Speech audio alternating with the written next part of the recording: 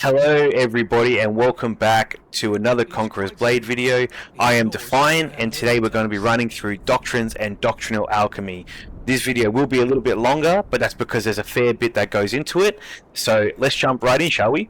What is a doctrine? A doctrine is a permanent equipable bonus for your units that they can unlock a maximum of 5 of and have 5 on at a time. They unlock at unit level 1, 3, 5, 7 and 10. So how do you get doctrines? You get doctrines via the War Scholar excavations and also by finishing weekly quests, which we'll run through in a little bit. With doctrines, they can either be here, as you can see, they can be tier 1, 2, 3, 4 and 5. So we have a tier 4 incendiary doctrine here. We also have a specific doctrine for a specific unit, which here it says Berserkers.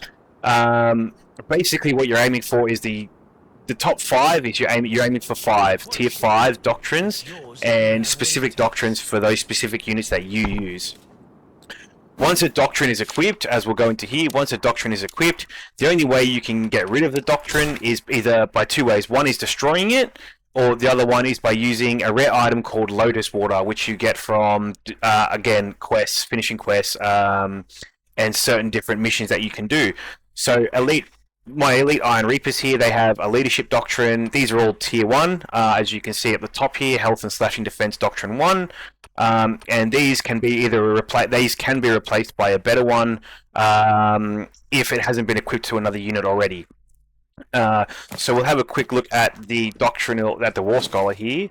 This War Scholar is where we'll be doing most of it. You go into Excavation, and up the top here where your treaties is, or treaties where they are, and basically you'll click on one of these and you can either do Excavate Site or Mass Excavation.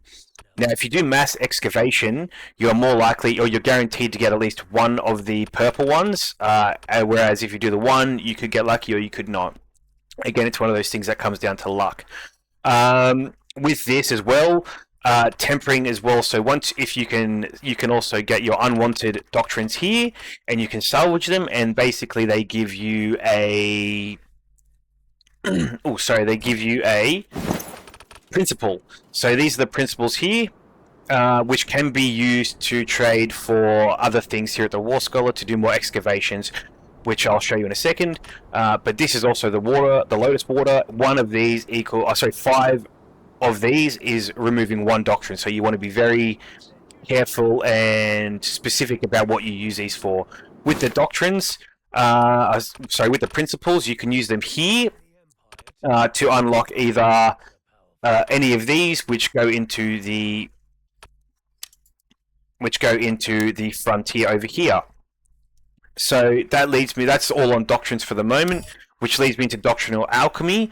Basically what we have here is we have all the doctrines that you have, and they can be basically a reforger. So what you can do is you can put a certain amount in here, just right click them, and it'll tell you your percentage here. If you go over at tier 1 to 2, tier 1 or 2 doctrine, you have 18%. Now the higher tier doctrines you use for this, the more chance you'll go up. So if I remove this green one and put this, it'll jump up. You now have a 4% chance at a tier 3 doctrine. Over here is where you have your tier 5 doctrines. This is all of them. The game keeps a tab on them for you, which is fantastic. Really easy, so you don't have to. But what we also want to touch on here is Pure Wisdom.